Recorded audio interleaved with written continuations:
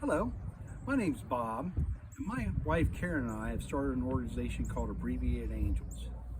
And what we do is we drive around the country setting up suicide prevention programs, trying to set up support groups and everything. Karen thought that since the bus is so integral to what we're trying to get accomplished, that we ought to do a tour. So I'm going to let her give you a brief tour, and then we'll talk a little bit more about what we're up to. This is my lovely wife, Karen. Hello, and welcome to my home. My home away from home. So come on in. Let my eyes adjust to the... And this is Roscoe P. Coltrane. He is our co-pilot / mascot.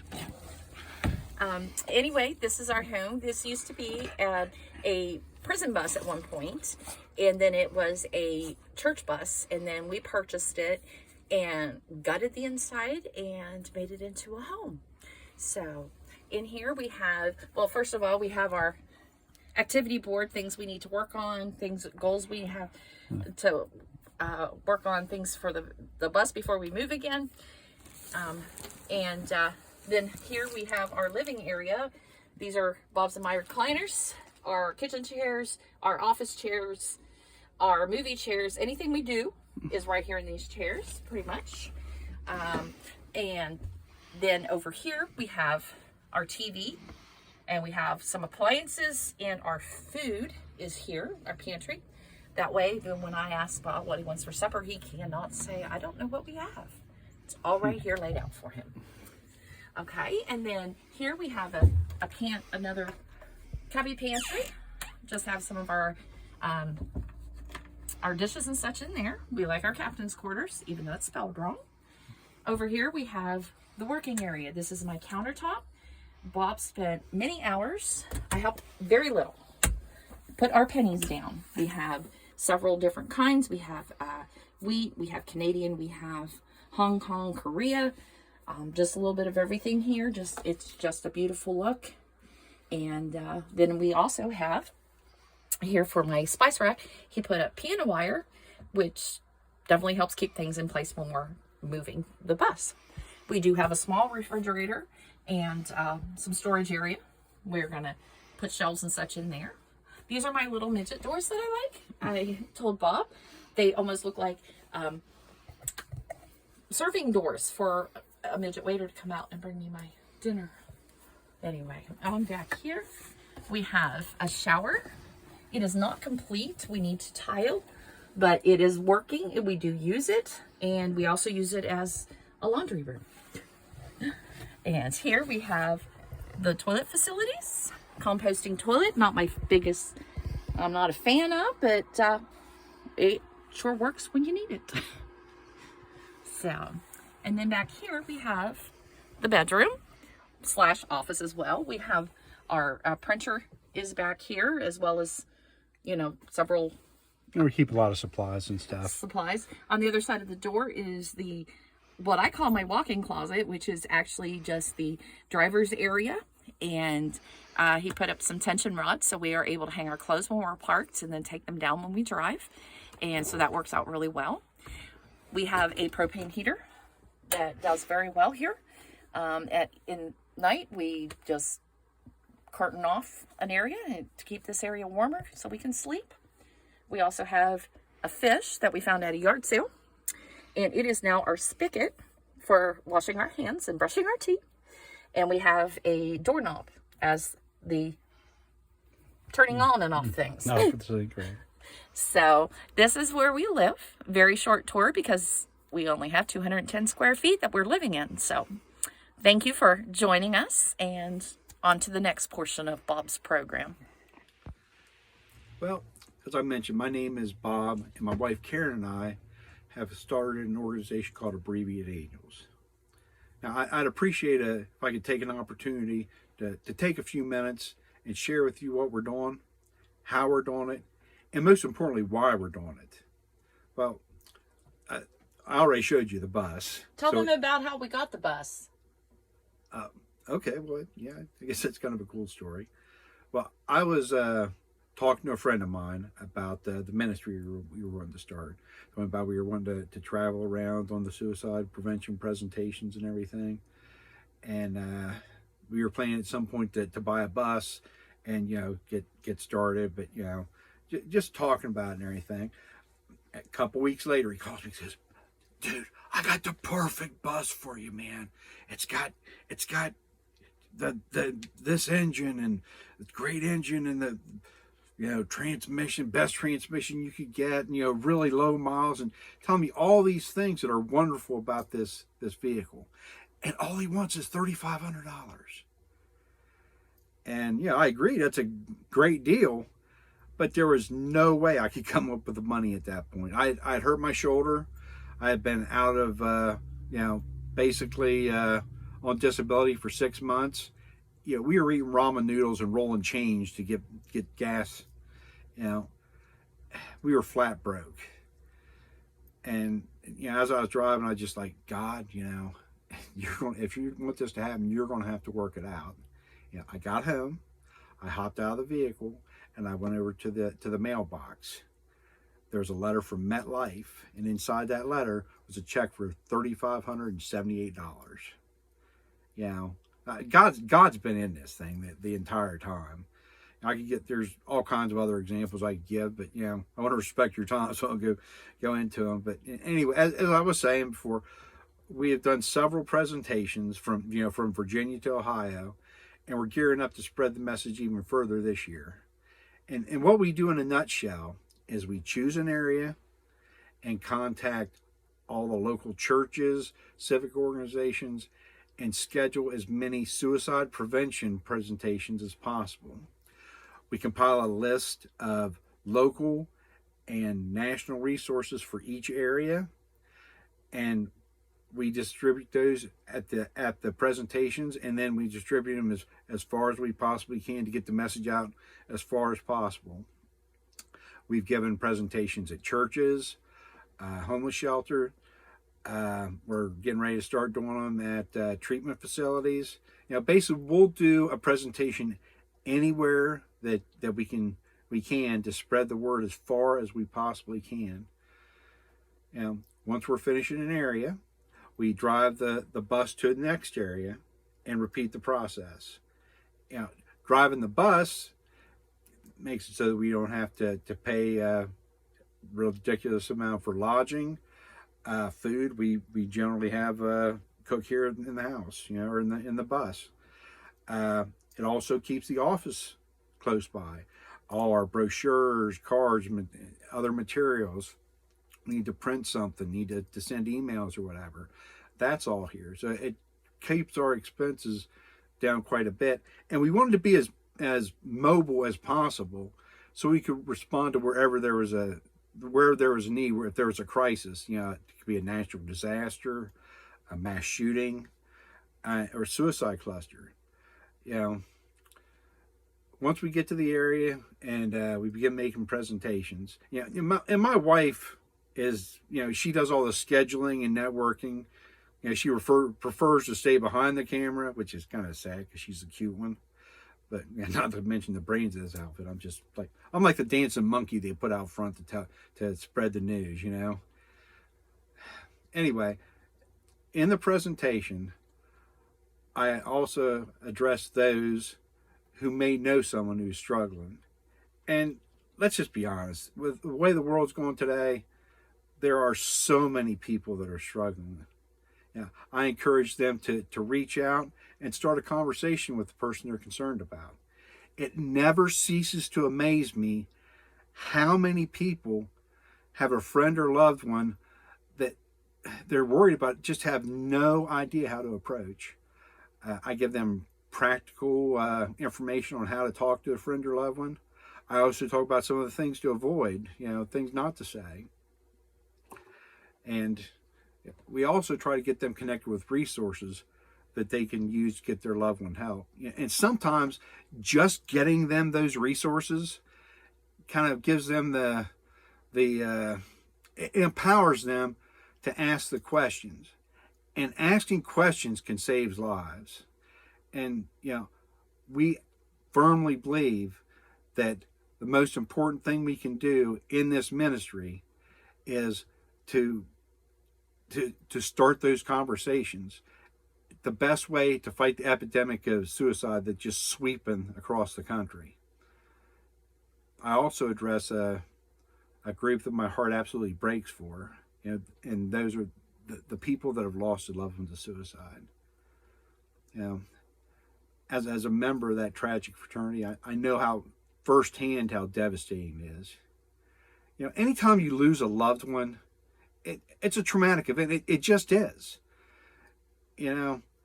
But with suicide, there's more to it. You not only have to deal with the loss, you also have to deal with the incredible guilt that suicide can generate, and also the stigma that's involved. It's basically baked into the cake of suicide. I've lost loved ones to cancer, heart attacks, strokes, various other things. The thing that made suicide different for me is, I knew that those were not my fault. They had a heart attack or cancer or whatever. With my daughter's suicide, I felt like I'd failed her. And that guilt nearly destroyed me. I guess destroyed so many other people. Studies have shown that if you have lost a loved one to suicide, you are 10 times more likely to commit suicide in the aftermath of that event. Those who are hurting might think that suicide and ends all the pain. That's total crap. The pain doesn't end. What it does is it's amplified and it's spread to everyone that knew that person. Those who are already struggling might not be able to handle the extra, and they jump off the edge. Pain's amplified more, and it starts to feed on itself. And like we were talking about before, the suicide clusters start forming. That's one of the main reasons we want to stay so mobile, so we can go where we can make the most impact. So when a suicide cluster is forming, we go there, we set up the support groups and everything, because the survivors of a loved one suicide are a very at-risk group, and getting them connected with resources is really important. If I hadn't received help, I wouldn't be here now. And I actually open the presentation by addressing those who might be in that dark place, who might be considering making the tragic decision to end their own life. I share about my own struggles. I've been in that dark place. I also talk about the impact my daughter's suicide had on me, my family, and everyone that loved her. I talk about the lies that your mind tells you when you're in that dark place. I share the list of local and national resources that we hand out during the presentation, and basically beg them not to jump in that abyss. And I admit it can get pretty emotional. People come up to me afterwards and crying, and I've cried myself. Tell them about the last one, the guy that gave you the big bear hug. Oh, okay. Well, that's a good example of why we do what we do, I guess. That I should probably tell you a little bit about where I was, why it was so emotional for me. We been getting a little discouraged. We were having some issues, and and we're all in. We're all in on this mission. I've cashed the 401k. We drained everything. We are totally committed, and we're rolling change again at this point. And I had this sinus infection that was probably the worst sinus infection I've ever had. Friday, I was croaking and couldn't even talk. I had laryngitis. So I got ready to call to cancel. I just kept feeling like God saying, no, I didn't tell you to cancel. I'm like, oh. Saturday came. I was worse. I was just dying. Snot just rolling or anything. And I'm getting ready to cancel. I called several times and just kept feeling like, no, I'm not supposed to cancel. Sunday came. I went. And I did the presentation. I cracked and grabbed on there, I think all the way through it. And when I was done, I just felt like that was the worst presentation that's ever been given. I mean, I was really upset with myself. Afterwards, I'm talking to people. They come up, oh, you did great and all that. But, I kind of had in my head, oh, they're just saying that to be nice or whatever. And I took, when everybody was done talking, I went and took we have a presentation board that has our information on it. We set up during the presentation. And I took it back out to the car, and I'm walking back, and I look over, and there's a guy sitting on the steps, big guy, probably 30 years old or so, and he looks upset. So I go over and say, hey, are you doing okay? You look a little upset. He goes, no, man, I'm not doing good at all. And I said, well, you want to talk about it? He goes, man, I had it all figured out, man. I had it all figured out. I was going to come here, learn a little bit more about God, and then I was going to go meet him. And then you're up there talking about how I'm worth it, and talking about how bad it devastates a family, and then all the stuff I was talking. It's like you could read my mind when you're talking about the stuff people thinking that. And he said, I don't know, man. He said, he just sat there for a second. And he said, if you hadn't been here today, I wouldn't have been here tomorrow. And I tell you what, I totally, I started crying. He's crying, but suddenly all the stuff, all the crap, all the sacrifice, the blood, sweat, and tears you're dumping into it, you get to see something. You get to see the fruits of your labor. I mean, my feet didn't touch the ground. I didn't think I slept for the next week. I kept rolling around in my head and trying to figure out how to maximize our efforts. And then I kind of had an epiphany. The best way to multiply our efforts is for Karen and I to work out a system and kind of get rid of the bugs and get a template for an outreach program. Then after we get that part figured out, we can teach others and set up their own presentations. We train them what to say and how to say, and and kind of give them the meat, and they can put their own carrots and potatoes in. It's, every presentation will be a little bit different because everybody has their own life experiences. As long as they're basically working to prevent the tens of thousands of suicides every year, we want to do everything we can to equip them for the task. I'd love to do just like we did for us, just build a little tiny house office. They can drive wherever they want. They can do presentations. Some people might be called to speak to sports leagues.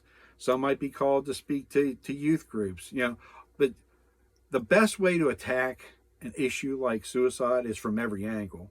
And the more people that we equip and train, the greater chance is that we can reach somebody that's on the edge. Of course, those are longer range plans. The main thing we have to do now is keep doing the presentations, working out the bugs, getting the template set up and everything, so others have a model to follow. My motivation to do this is kind of a byproduct of my own tragedy. On July 8th, 2012, my world was just absolutely shattered. My beautiful daughter, Michelle, she was the kindest, sweetest, most compassionate person I've ever known. She lost her battle with the darkness. And I was absolutely devastated. I barely survived all the guilt and the just, I don't know. I mean, it was, I barely survived. I didn't even know that I wanted to. I would go in the bathroom and sob for hours. I couldn't get past the pain. And once I got done screaming at God for letting it happen, I prayed for him for there to be some good to come from all that pain. And I kind of began to feel him lead me toward doing something. And over time, it evolved into the ministry that we're doing today. And you know, to be honest, I still have a lot of pain when I think about Michelle. But you know, pain with a purpose is easier to bear. You know, that's what this ministry is for me. It gives me purpose. And we are committed to this mission. But in order to accomplish our goals, we have immediate needs that need addressed. You know, for instance, on our way back from Ohio, we broke down 5 times. 4 of them were blown air lines on air brakes. I about messed my drawers. I don't know if you know what happens when air brake line blows. What happens is you stop. You know, the brakes lock up. We were coming down the West Virginia Turnpike down the mountain, and I'm probably 65, 70 miles an hour, and all of a sudden, and I'm holy crap, the berms are only like 3 feet wide. I'm like, holy, you know, I'm jamming my foot on the brake release, and you know, hitting the gas, trying to force it. So I forced it for probably about a mile, luckily downhill, and you know, got off the side of the ramp, and I'm sitting like this. I mean, it was a really steep incline, and you know, smoke just rolling off the brakes. You know, you could have drove a needle in my butt with a sledgehammer. I was puckered up. I was like, finally, you know, we got all that done. We slept in the bus on the side of the interstate on that little lean. Kept sliding out of bed. But anyway, so the next day I went to go get parts, and I just kept feeling like, God, you know, what are we supposed to do here? Karen said it's like that quantum leap thing where you have a mission to solve where you're at, then you get to go. But you know, so I'm like, you know, God, okay, show me what I'm supposed to do here. Went and got my parts, and I'm getting ready to leave. I looked at the guy and just said, hey, you know, I don't know if you're supposed to be here to help me or I'm here to help you, but this is what we're doing. And started talking to him a little bit. He started tearing up. He had just lost his aunt to suicide. And I mean, it was, yeah. Then every place we stopped, you know, all 4 times we stopped for parts, there was somebody that either had lost somebody recently to suicide, had been contemplating suicide. There were needy people that needed just a little bit of help put in our path everywhere. I mean, it really reinforced my conviction that what we're doing is important, but it also made it pretty crystal clear we need to get the bus going through mechanically before we go on many more trips. You know, and hopefully the bus will get better than 5 miles a gallon after a tune-up. But you know, hey, gas is still 3 something a gallon. Printing costs are going up, but Karen's laptop keeps crashing. We need some training to get certifications to present in certain places. The holding tanks under the bus are having issues, but you know, I could fill the page with needs after needs. The point is, our needs outweigh our resources. Yeah, up to this point, we've been self-funding the mission, but unfortunately, we've exhausted our savings and you know everything, and we can't continue without support. You know, I have a small residual income that covers our living expenses, but doesn't leave much to invest in the work. And I'd rather do my own dental surgery than ask for help. But this journey's humbled me. And I have to ask because there is no other way we can do what we are called to do. So I'm asking for your support. If you feel led to donate, you know, thank you so much. We will be eternally grateful. You know, any money raised will go directly toward continuing our mission. And yeah, one thing I do want to mention though is, you know, we do need resources, but I understand that suicide's an emotional issue, but please don't donate if you can't afford it. You know, we had a lady that lost a son, and she was so upset that she couldn't afford to make a contribution. She kept apologizing. Yeah, I told her, I said, you know, it's fine. You know, take care of your situation. She was talking about giving us her rent money. And I told her, we don't want her rent money. We don't want your rent money. Please don't go beyond your means. We'll figure out a way to do this if we have to hitchhike and stay in a tent. But, so it'll work. Now, if you aren't able to support the ministry financially, I'm still asking for your support. Please pray for us that God will continue to put people on our path that will have the strength to stay the course. Pray that we can bring Him glory through this and save some of the lost people. We'd love help. You go to our website and help us promote the resources there. It has tons of different resources, positive content. Posting this video on your social media accounts, tagging your friends would be a big help. If you'd rather not promote anything to do with the fundraiser, I totally get it. But you can still go to our website, www.abbreviateangels.com, or go to our Abbreviated Angels group on Facebook. Like I said, there's a ton of positive content, resources you can share with your friends and family.